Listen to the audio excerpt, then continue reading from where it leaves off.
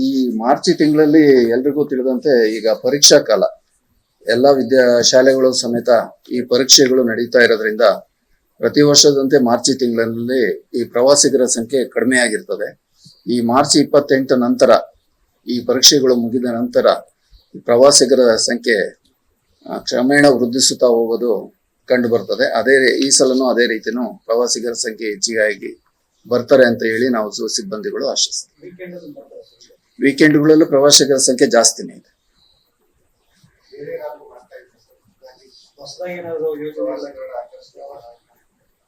ಪ್ರವಾಸಿಗರ ಆಕರ್ಷಣೆಗೆ ಅಂದ್ರೆ ಇತ್ತೀಚೆಗೆ ಈ ಪ್ರಾಣಿ ವಿನಿಮಯ ಇದರಲ್ಲಿ ನಮಗೆ ಇನ್ನೂ ಗೊರಿಲ್ಲಾ ಮತ್ತೆ ಇವು ಸಮೇತ ಇಲ್ಲಿಗೆ ಪ್ರಾಣಿಗಳು ವಿನಿಮಯ ಇದು ನಡೀತಾ ಇದೆ. ಆ ಪ್ರಾಣಿಗಳು ಇಲ್ಲಿ ನೋಡ್ಲಿಕ್ಕೆ ಸಿಗದಂತ ನಮ್ಮ ಕಂಟ್ರಿನಲ್ಲಿ ಇಲ್ದೆಲೆ ಇರ್ತಕ್ಕಂಥ ಪ್ರಾಣಿಗಳು, ಅವುಗಳನ್ನು ಸಮೇತ ನಮಗೆ ಝೂಗೆ ತಂದು ಅವುಗಳ ಒಂದು ಇದನ್ನು ಮಾಡ್ತಾ ಇದ್ದೀವಿ. ಇದ್ರ ಜೊತೆಗೆ ನಾವು ವಿದ್ಯಾರ್ಥಿಗಳಲ್ಲಿ ಪ್ರಾಣಿ ಸಂರಕ್ಷಣೆ ಮತ್ತೆ ಇದ್ರ ಬಗ್ಗೆ ಒಂದು ಜಾಗೃತಿ ಮೂಡಿಸೋದಕ್ಕೆ ನಾವು ಸಮ್ಮರ್ ಕ್ಯಾಂಪು, ಯೂತ್ ಕ್ಲಬ್ ಕ್ಯಾಂಪ್ಗಳು ಇವನ್ನೆಲ್ಲ ಸಮೇತ ನಮ್ಮ ಝೂನಲ್ಲಿ ಪ್ರತಿ ವರ್ಷದಂತೆ ಮಾಡ್ಕೊಂಡ್ ಬರ್ತಾ ಇರ್ತವೆ. ಆ ಸಮ್ಮರ್ ಕ್ಯಾಂಪ್ಗಳಲ್ಲೂ ಸಮೇತ ಸ್ಥಳೀಯವಾಗಿ ಮಕ್ಕಳುಗಳು ಬಂದು ಅದರಲ್ಲಿ ಭಾಗವಹಿಸ್ತಾ ಇದ್ದಾರೆ.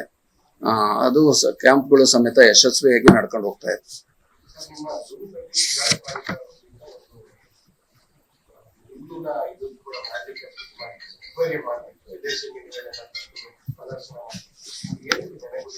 ಅದು ಅಕ್ವೇರಿಯಂ ಕಾಮಗಾರಿ, ಅದಕ್ಕೆ ಬೇಕಾದಂತ ಈ ಹಣದ ಸೌಲಭ್ಯ ತುಂಬಾ ಹಣ ಬೇಕಾಗಿರ್ತದೆ.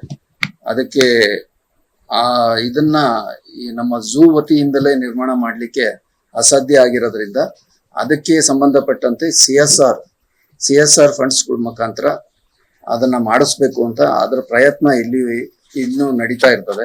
ಸುಮಾರು ಕಂಪ್ನೀಸು ಮತ್ತೆ ಇದ್ರ ಬಗ್ಗೆ ಕಾಂಟ್ಯಾಕ್ಟ್ ಮಾಡಿ ಅದನ್ನ ಪ್ರಗತಿಯಲ್ಲೂ ಸಮೇತ ಇದೆ. ಅವರು CSR ಫಂಡ್ಸು ಮತ್ತೆ ಬೇರೆ ಹಣದ ಸೌಲಭ್ಯ ಒದಗಿದ ನಂತರದಲ್ಲಿ ಆ ಕೆಲಸಗಳನ್ನ ಪ್ರಾರಂಭ ಮಾಡ್ತಾರೆ. ಅದು ಹಾಗೇ ಇದೆ. ಈ ಹಣದ ಅಭಾವದಿಂದ ಅದನ್ನ ಸಂಪೂರ್ಣವಾಗಿ ಇದನ್ನ ಕೆಲಸ ಪ್ರಾರಂಭ ಮಾಡ್ಲಿಕ್ಕೆ ಆಗಿರಲ್ಲ. ಅದು ಮುಂದಿನ ದಿನಗಳಲ್ಲಿ ಖಂಡಿತ ಅದು ಹಾಗೆ ಆಗ್ತದೆ.